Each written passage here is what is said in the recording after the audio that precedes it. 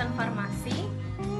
Perkenalkan, nama saya Istri Rahmatika Khalid, stambuk G701-17101. Dan saya Sri Mustika, stambuk G701-17127. Kali ini kita akan membahas tentang penyalahgunaan dan penarikan obat Carisoprodol.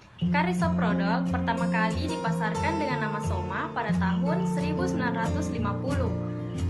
Yang selanjutnya, Frank M. Bargel melakukan sebuah penelitian yang selanjutnya dikenal dengan nama Carisoprodol.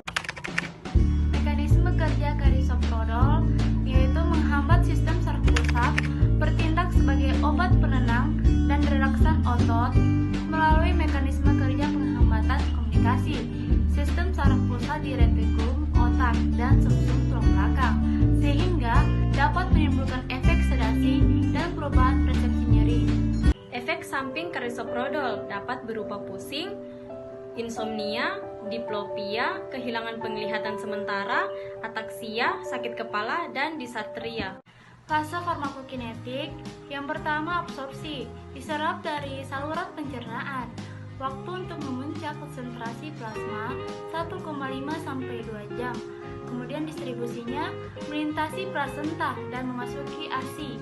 Pengikatan protein plasma kurang dari 70% ke Carisoprodol. Kemudian metabolisme. Di metabolisme di hati, terutama isoenzim CYP2C19 menjadi metabolit aktifnya. Kemudian ekskresi melalui urin sebagai metabolit. Waktu paruh eliminasi kira-kira 2 jam Carisoprodol, sekitar 10 jam. Laporan pertama terkait penyalahgunaan Carisoprodol terjadi pada tahun 1978.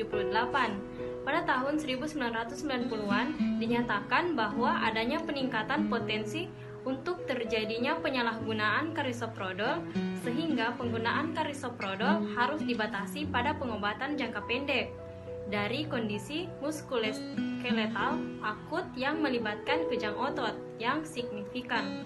Namun, kasus penyalahgunaan Carisoprodol masih terus ditemukan. Laporan kasus diantaranya adalah adanya pasien yang mencoba mendapatkan resep untuk Carisoprodol dari beberapa dokter. Adanya pasien yang mencoba untuk menggunakan Carisoprodol sebagai pengganti opioid.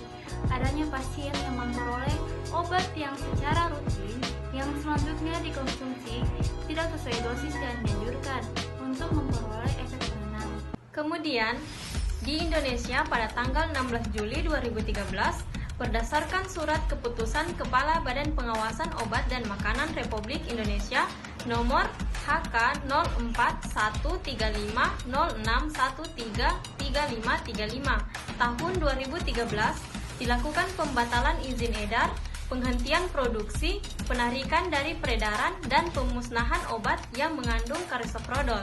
Jadi dapat disimpulkan bahwa obat Carisoprodol dapat ditarik dikarenakan beberapa alasan, yaitu bahwa efek Carisoprodol sebagai relaksan otot sangat singkat dan di metabolisme menjadi meprolamat yang termaksud golongan psikotropika yang dapat menimbulkan efek ketergantungan, bahwa berdasarkan laporan hasil pengawasan ditemukan banyak pelanggaran distribusi atau peredaran obat mengandung Carisoprodol. Sekian dari video